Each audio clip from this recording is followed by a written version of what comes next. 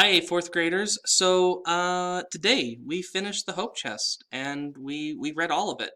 We've It's interesting. We did this whole book online. We remember we were just barely finishing up Animal Defense Mechanisms when we switched to this. So it's been cool that we've been able to do a whole thing online. So way to go. Yesterday we learned that the women's suffrage amendment was passed, and because Harry T. Byrne, who was against women's suffrage, got a note from his mom and voted for women's suffrage, and also that Mr. Turner had talked with the presidential candidate, and that the presidential candidate had persuaded him to change his vote. Now, this is a historical fiction book, so, Violet kind of like Violet was the one that got Harry T. Byrne the letter, and Violet was the one that got, Mr. Turner on the phone. So, I mean, really, with the book, Violet's the one responsible for, getting women's suffrage. But, I mean, it's a book. So, those were things that actually happened, though, and that did influence the outcome of the women's suffrage movement. So that's fantastic. So here are a couple newspaper clippings from when the women's suffrage movement or the women's suffrage amendment was passed. We can see up here in the upper left-hand corner. This is from Massachusetts, so up by Boston area. Suffrage wins. Tennessee House ratifies federal amendment giving women of entire nation to vote this fall. There's this bottom one left-hand corner that's from San Francisco. U.S. women can vote. Tennessee completes amendment ratifying. 26 million win right to vote by Tennessee actions. This one is Bemidji, and I don't know where that is. Oh, it's in Minnesota. It says, yep, largest circulation in northern Minnesota. So in the middle part of the U.S., U.S. women may vote in November election. Legislature of Tennessee passes women's suffrage 50 to 46. And then the next one says Tennessee ratifies the suffrage amendment. Is the necessary 36th state placing women upon equal voting terms with the men? And then other interesting things I've saw. Something that's great about the Hope Chest is that it's included a lot of other historical things going on.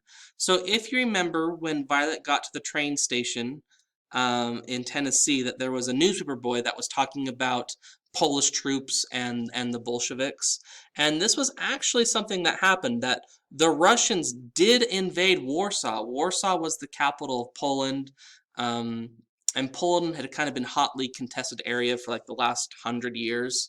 So yeah, the Russians had invaded Poland, and that's kind of why people were really afraid of the Bolsheviks that were running Russia, was because they were, very aggressive, and they were invading Poland, and they just had a very different way of doing things. So people were really kind of scared of the Bolsheviks and didn't want the people around them to be Bolsheviks. And we can see here that now the Polish troop hurled back the Bolsheviks from Warsaw, so that the Poland was able to take back their capital. And remember, this is a couple years after World War I. So here it says that ex-servicemen should apply at once for medals, so that if you were in the war and you should have earned a Medal of Honor for something you did, then you should apply for it. So it's still talking about, World War I is still very much on people's minds. The Bolsheviks are very much on people's minds. This is interesting. Hero's body coming home.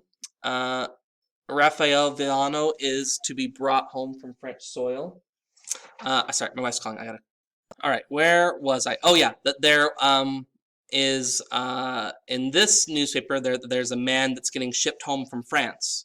That died in the war, and so they're still, even years later, just now starting to, now sending people's remains home from World War I. So it's just interesting that all those things that have been mentioned throughout the book are very, very very real things that were going on during the women's suffrage movement, and was on people's minds. All right, let's get reading. Let's cut the chit chat, right, Mr. Downs? Chapter 19, Freedom. They took the streetcar out to the auto camp. The auto camp is kind of like a KOA, just like a place, or they don't really have them anymore, but people just were first starting to buy and get cars, and so they would travel. So these were kind of like places where you could go and park your car and kind of camp out for a few days. Chapter 19, Freedom. They took the streetcar out to the auto camp. The seats were all full and they had to stand, but they didn't care. It seemed like nothing in the world could ever make them unhappy again. The city had built the campground to accommodate the new sport of auto camping, which had become so popular these last few years. Motorists could pitch their tents in the camps for free and stay as long as they wanted. Everyone was traveling all over America, at least everyone who could afford an automobile and some gasoline. And people said it was just like the old covered wagon days, only faster. But not much faster because the roads were so bad. Chloe and Violet walked to a tent at the back that had been turned around so that its door faced away from the rest of the campground. To keep Mr. Martin better hidden, Violet guessed, but Mr. Martin was kneeling on the ground outside the tent, tending to a fire. Myrtle stood beside him, clutching his shoulder possessively. There you are! He jumped and hugged Chloe, then reddened and stepped back. I heard already. We've won. Theo, what have you done to your face? Chloe demanded. Violet thought his face looked rather bruised and battered, and he had a black eye. He had also been given a terrible haircut, it looked like with a pocket knife. But Mr. Martin touched his scar. I'm not wearing that stuff. You wash it off, Chloe accused. Theo, you have to wear it, and stop washing it off. I paid 50 cents for that bottle. Chloe ducked into a tent and emerged a minute later holding a small glass bottle. I'm not wearing Lady Janice liquid face powder, Mr. Martin said firmly. You have to wear it, said Myrtle. Miss Chloe sold her car to get you out of jail, so paint your scar and stay out of jail. She took the bottle from Chloe and handed it to Mr. Martin. You sold your car? Said Mr. Martin. Chloe nodded. You shouldn't have done that. To get you out of 20 years in Fort Leavenworth? Sure, I should have. Mr. Martin silently sat down on a log and let Chloe dab Lady Janice liquid face powder over his scar, his bruises, and his black eye. Now, why might he have bruises and a black eye? The author doesn't come right out and say it in the text, but I think he has a bruise and a black eye because they beat him up when he got taken to jail. That's my inference.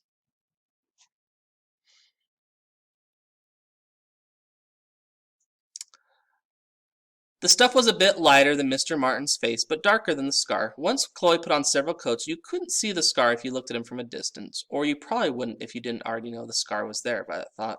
On a darker day, maybe.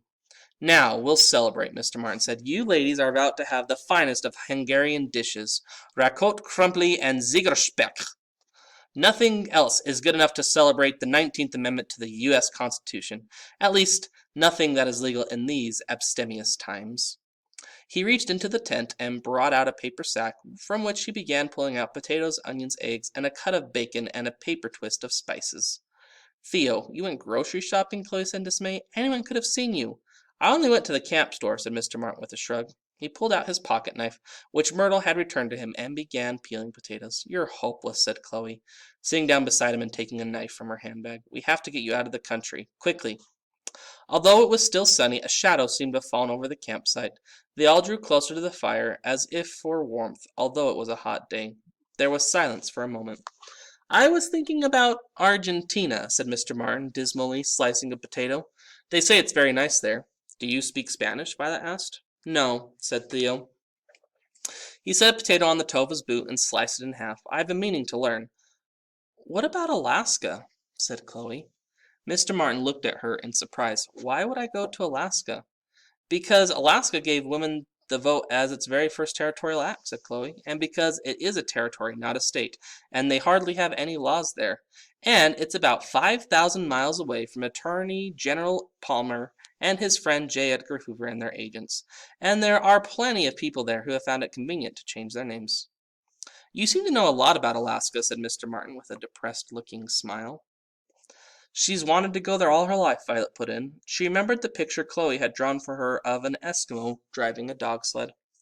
Mr. Martin picked up another potato and studied it thoughtfully. He looked at Chloe quickly and then back at the potato. Do you want to go there? Do you want to go there, I mean... He stopped at a loss for words and stared at the potato. Do you want to go there with him, Miss Chloe? Myrtle finished firmly. Say yes.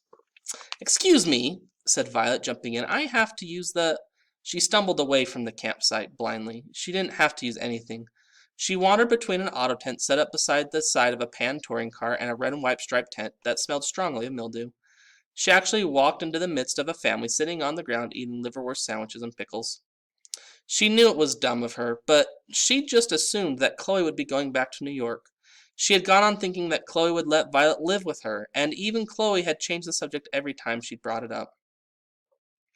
She hadn't thought that Chloe, independent Chloe, who had spent her hope chest money on a car and called it freedom, would ever get married. Well, lots of people said they never wanted to get married, and they went and got married just the same. But they didn't go to Alaska when they did it. Violet wandered over to the bathroom. It had real toilets and running water. She wandered on and found a kitchen house with real stoves in it. All this for free? Violet thought. They shouldn't have wasted their money in the hotel. But she supposed it had been the National Women's Party money. Chloe, Violet realized, had just come to the end of a long battle. Violet had cared about women winning the vote for the last week or so, ever since she met the woman waiting for her son's coffin in Chattanooga. And these last few days had meant a great deal to her, but she hadn't fought for it like Chloe had. That Chloe would want to move on to something else now was normal, she supposed. That Mr. Martin should be the something else she wanted to move on was probably, well, also normal. Only to be expected, really. Mother and father would be absolutely furious. Violet smiled. That was some consolation. Furious wasn't even a word for it. They had wanted Chloe to marry a Mr. R, not a one-eyed, seven-fingered Bolshevik who was on the run from the law and kept changing his name. By the time she got back to the campsite, Chloe and Mr. Martin were standing side by side with their arms around each other, and Chloe's spare arm was around Myrtle. I've always wanted to go to Alaska too, Myrtle was saying. Violet decided to ignore all this. There's a kitchen over there with stoves, she said. You don't need to use the campfire. But we have to use the campfire or we're not really camping, said Mr. Martin enthusiastically. He disentangled himself from Chloe long enough to flip the bacon in the frying pan resting in the flames.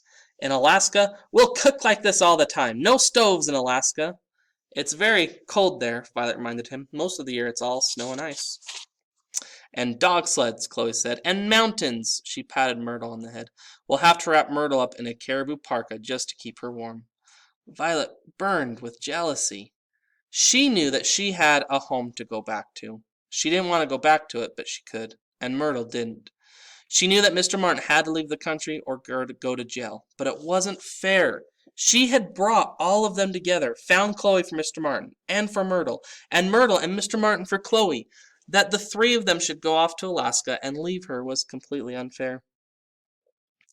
I want to go to Alaska too, Violet said. The three of them looked at her. Their faces were all sad, as if they all knew she wasn't going to Alaska. Let's eat, said Mr. Martin. They ate off tin plates, which, like the tent, Chloe had because she'd done a lot of auto camping during her travels from state to state over the last year. Violet had to admit that the stuff Mr. Martin had cooked was good, whatever it was called. It certainly didn't look like any of the things he'd put into it. How did you two meet each other? Myrtle asked. Chloe looked at Mr. Martin adoringly. He hit me on the head with a shovel, she said. I did not. Mr. Martin dropped his fork and tried to look annoyed, but ruined it by looking adoring at the same time. You walked into me. I just happened to be carrying a shovel at the time. Why were you carrying a shovel? Myrtle asked. Mr. Martin and Chloe both looked suddenly solemn. I know, said Violet. It was during the influenza. She was coming home from seeing influenza patients, and he was coming home from digging graves for them. Suddenly, Violet felt that she couldn't wait to be grown up and allowed to work all day and into the night if she wanted on something that mattered. Not taking care of sick people necessarily, and definitely not digging graves, but some important work that needed doing. She wanted to feel the way she'd felt this last week in Nashville, that what she was doing was going to make a difference to somebody. The way she'd felt when her class knitted blankets for French orphans. She thought about what Chloe had said, that college armed you to fight the great battles. She thought she knew what battle she needed to be armed for. She wanted to fight against the laws that put Myrtle in a separate train car and kept her out of hotels and away from drugstore lunch counters. Remembering the flat expressions on the faces of the desk clerks and the conductor, she realized that was a battle that could last a lifetime.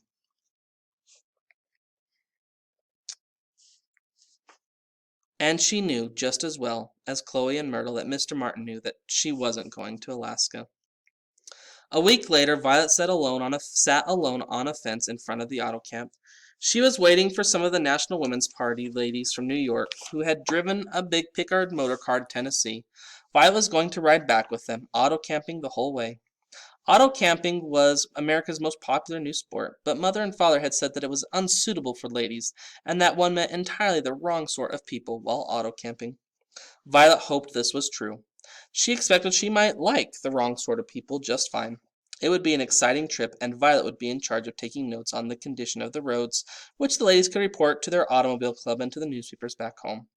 The only bad thing about the trip was that there was a serious risk Violet might get back to Susquehanna in time to start school. Mr. Martin / Hanover / Arpadfi and Chloe had gotten married under the name of Hanover, which Violet was a little worried about because she wasn't sure it counted. They had just gotten a justice of the peace in another county to marry them, a county where Mr. Martin had not been in jail and wouldn't be recognized. Getting married seemed to be the one occasion in Tennessee when it was all right to have white and colored people in a room at the same time, and nobody tried to chase Myrtle out. It had been a very brief ceremony because when the judge asked Chloe if she promised to love, honor, and obey Mr. Martin, Chloe had said, "Obey him? What is that doing in there? I certainly don't."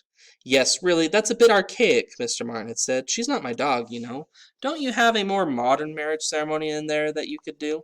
He reached politely for the book the judge was holding. "Do you two want to get married or not?" the judge demanded. "Yeah, of course," said Chloe, and Mr. Martin said, "That's what we're here for." "Fine, I pronounce you man and wife," said the judge, slamming his book shut. "Why not woman and husband?" said Chloe. "I was already a man when I came in here," said Mr. Martin, but the judge was through with them. The Antis had tried for several days to get the Tennessee House to overturn their ratification of the 19th Amendment, but instead the House voted and passed the amendment again. Then Governor Roberts signed the ratification and sent it by express to Secretary of State Colby in Washington, while the Antis kept sputtering and objecting and filing lawsuits. Meanwhile, Chloe and Mr. Martin, Hanover, found someone who could give them and Myrtle a ride to Chicago. From there they would figure out how to get to Seattle with Myrtle. Seattle was where ships for Alaska sailed from. "But isn't that jumping bail?" Violet asked. "Doesn't Mr. Hanover have a court date or something?" "Please call me Theo," said Mr. Well, all right, Theo, Violet decided. "According to what my wife tells me, I'm not out on bail." "He's not?" said Violet to Chloe. "Uh-huh," said Chloe happily. "Myrtle introduced me to a gentleman named Mr. Ezekiel, who she said knew a lot about bribes. Well, not a gentleman exactly, but a self-legislator. He knew exactly how to go about it. But I had to sell the Hope Chest to pay bribes, which means I did use the money Granny Mayhew left me to get married, after all," Chloe said with a sigh, "just like Granny meant me to." "I doubt your Granny meant for you to spend it on a bribe to get your fella out of jail," said Theo comfortingly. Chloe brightened. "That's true, and I did make a lot of miles in the Hope Chest." "You have an education to get, Violet," Chloe had told her before they'd left for Chicago. "You need high school, but don't take the domestic science program. Take science or academic, whichever you prefer. And then college. Remember what I said, college arms you to fight the great battles." "And how am I supposed to get mother and father to agree to all that?" Violet said. "Insist," said Chloe. "It won't cost them anything. There's your Hope Chest money." 2 weeks ago, Violet would have replied that it was no good insisting with father, who seldom spoke to her, or with mother, who had no opinions except father's. She would have said that the Hope Chest money might be hers in theory, but in reality it was tied up to a future she dreaded. But now she knew what it was like to stand your ground. She knew what it was like to keep on when things seemed hopeless, and she knew that with patience and hard work, a radical, ridiculed idea like woman voting could become as acceptable and ordinary as oatmeal. So Mr. Martin and Chloe get married. Myrtle goes with them. They all go to Alaska. And Violet goes home. All right, well, we finished the Hope Chest, so thanks for listening. I thought that was a great book. And yeah, that's it. Have a great weekend.